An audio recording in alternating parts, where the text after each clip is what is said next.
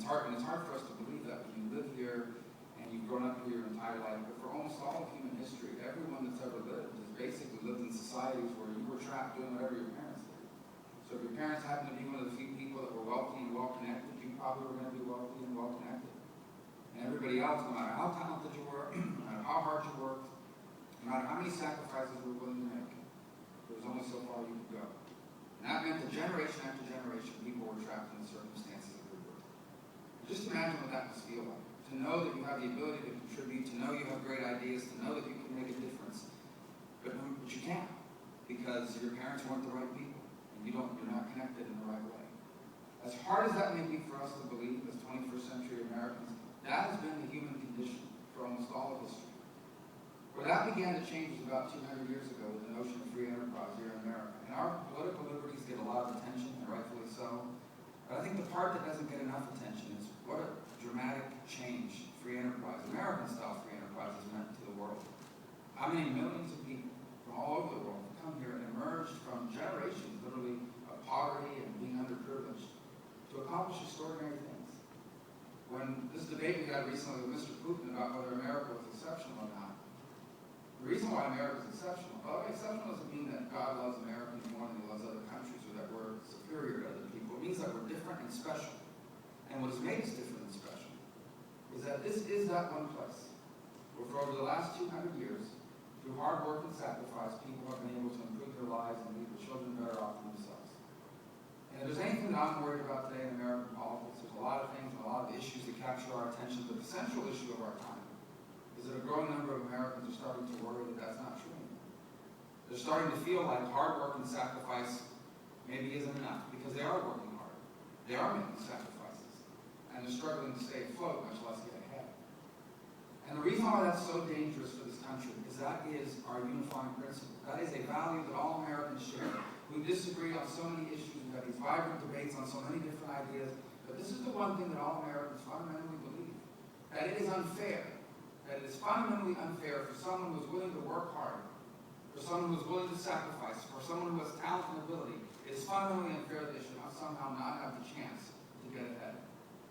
And our free enterprise system has been the big reason why that's been possible. In fact, it is such a powerful and effective system that it has been copied now all over the world. Now, they have different styles of doing it and different ways that it may look like.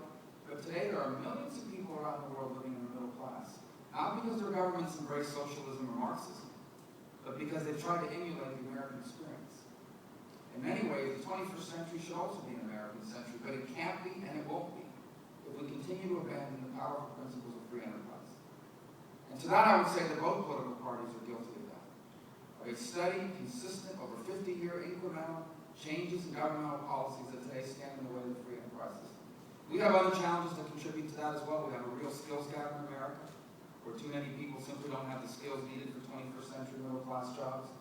We have societal breakdown in America, which is a very significant contributor to poverty and underperformance. But it's governmental policy standing in the way of the free enterprise system that we can most directly impact as policymakers. And what those are is pretty straightforward. We have a tax code that discourages people from starting a business or expanding an existing one. It discourages innovation. We have regulations that do the same.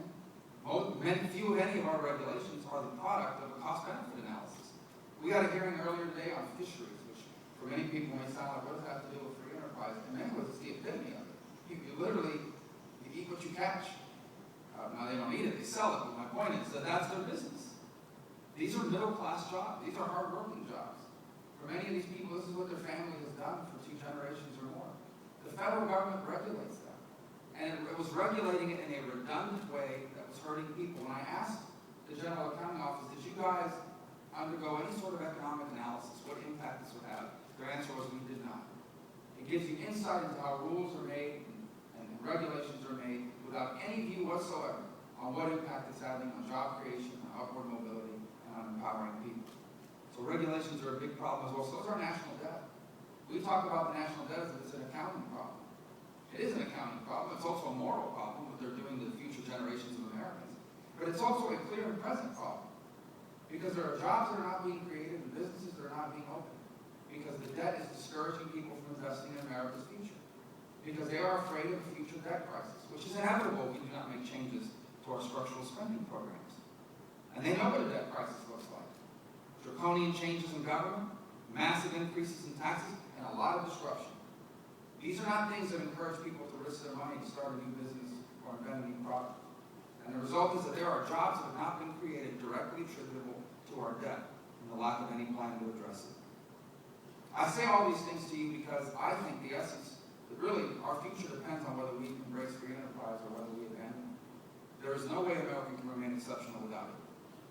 And my hope for this country is that it continues to be a place where people like my parents, a bartender and a maid, can not only make it to the middle class, but can give their kids a chance to do anything they're capable of doing. If we remain that kind of country, then we will continue to be special. And if we do not, we will lose the essence of what makes us different. And that is the central issue of our time. And I think that's important because oftentimes the principles of free enterprise are sold as policies that help the people who have made it. Ironically enough, free enterprise helps the people who are trying to make it the most. The people who have made it, the people who are successful, multi-billion-dollar corporations, billionaires and millionaires, whatever you want to call them, we celebrate these folks. We hold them up as an inspiration, hoping we can accomplish that ourselves. But they'll be the first ones to tell you they really don't need very much from government. They'll also admit to you that the bigger and more complex the government is, they can deal with that. They don't like it. It holds them back from investing and starting businesses, but they can deal with it. A major corporation can hire the best law firms in America to navigate any law we write here. And they can hire the best lobbyists in Washington to influence how we write it. The people who can't influence big government is someone who's trying to start a business out of the spare bedroom of their home, probably in violation of the zoning code. The people who can influence big government is someone who's using the free Wi-Fi at Starbucks to try to start their business. The people who can't benefit from big government are the ones who will never find the jobs they need to empower themselves for the future, because that job won't be created. Because someone who has access to money to open up that business has decided to leave it in the bank or invest it somewhere else. It's the people who are trying to make it the most benefit from free enterprise, and they're the people that are most hurt by big government. And in the end, we have to convince more people of this, in my opinion. It's not a partisan thing. Both parties should take up this cause. It is a lot easier for me to go to someone who is struggling and say, I'm going to create a new government spending program called Jobs for Whatever. Because it's easier to sell that. But the problem is it really doesn't work, not in the long term. What works is a vibrant private economy where people have confidence in the future, where they know what the rules of the game are and they clearly understand what they are today and what they'll be 10 years from now. A place where government makes it the best and easiest place in the world to start or grow a business and create jobs for others. The truth is, every American is a job creator. If you're a consumer, you're a job creator. If you're an employee somewhere, you're a job creator. If you're an inventor or an innovator, of course you're a job creator. If you're an investor, you're a job creator. We have to convince people of that. Free enterprise is not about helping people who have made it to stay on top. It's about helping the people who are trying to make it to get there as well. Free enterprise believes that our economy is not some limited thing that has to be divided up among us fairly, however government defines fair.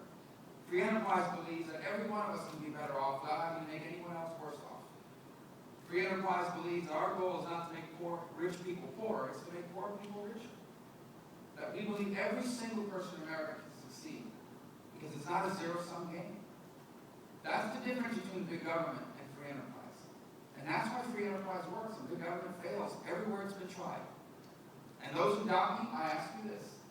How come there's never a boatload of American refugees arriving on the shores of a big government society? How come people always come in, but very few go back? It's because here, you can do what my parents did, what your parents and grandparents did. You can say, it didn't matter where I started out. It doesn't matter that my parents weren't politically connected. It doesn't matter that I don't have a lot of money in the bank. If I work hard and I sacrifice, I can be better off, and I can leave my kids with a chance to do anything they want. That's what makes it special. I think that's what it's fighting for.